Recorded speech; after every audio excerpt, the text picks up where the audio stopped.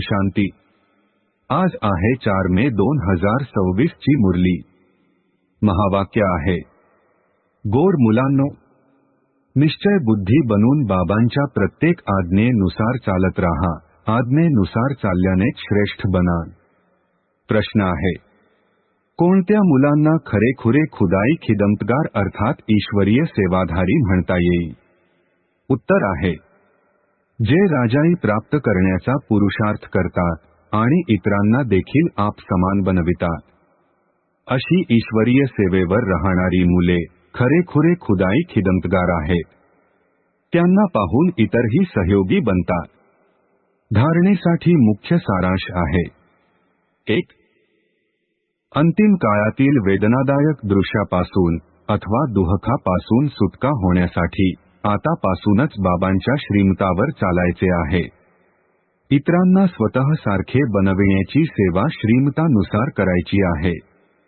2.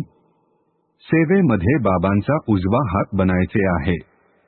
आत्म्याला खुश करण्याचा रस्ता सांगायचा आहे। सर्वांचे कल्याण करायचे आहे। आजचे वरदान आहे, स्वतःच्या संकल्पांच्या गोंधळापासून दूर अथवा शिक्षेपासून देखील दूर राहणारे सन्मानपूर्वक उत्तीर्ण भव।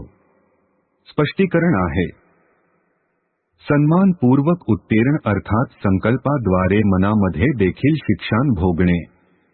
धर्मराजाच्या शिक्षेची गोष्ट तर नंतरची आहे, परंतु आपल्या संकल्पांच्या गोंधळापासून देखील दूर अथवा शिक्षेपासून दूर राहणे हे सन्मानपूर्वक उत्तीर्ण होण्याचे लक्षण आहे।